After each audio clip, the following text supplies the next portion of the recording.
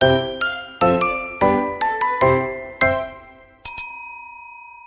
everyone, welcome back to the podcast. If this is your first time listening, we're really happy you're here with us.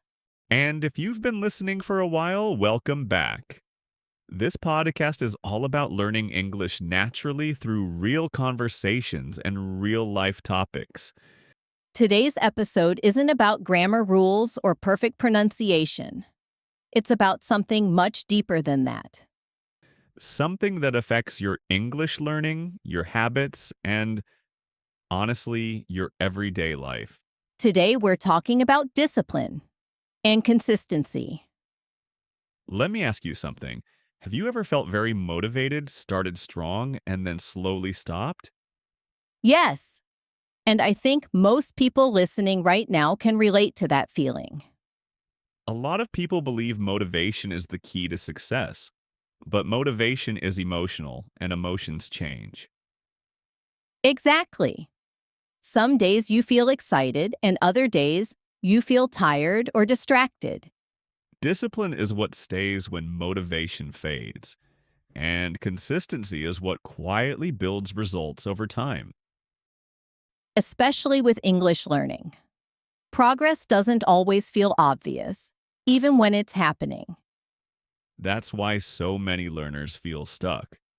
They're actually improving, but they don't notice it yet. I used to think I needed big effort to improve. Long study sessions, perfect schedules, and lots of energy. Same here. I would plan an hour of study and then skip it because I didn't have enough time. Which is funny, because 5 minutes was almost always available. I just didn't think 5 minutes mattered.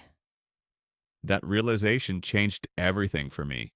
Not asking, do I feel motivated? But asking, what's the smallest thing I can do today?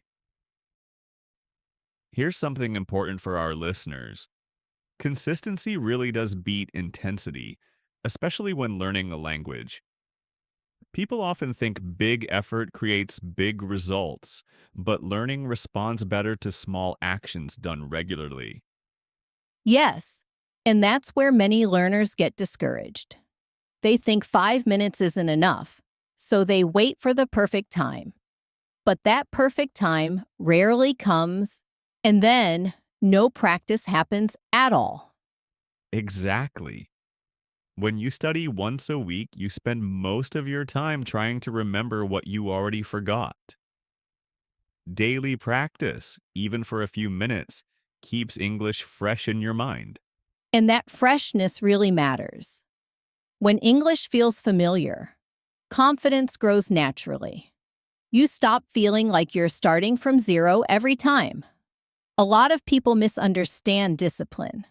They think it means being strict or pushing yourself all the time. Or forcing yourself to do things you don't enjoy. But that kind of pressure doesn't last very long. Real discipline is choosing habits you can repeat, even on days when you feel tired or busy. It's about being realistic, not impressive. A routine that only works on perfect days is very fragile. That's why small actions are so powerful. Listening instead of speaking, or repeating one sentence instead of 10, still counts. Showing up matters more than doing everything perfectly.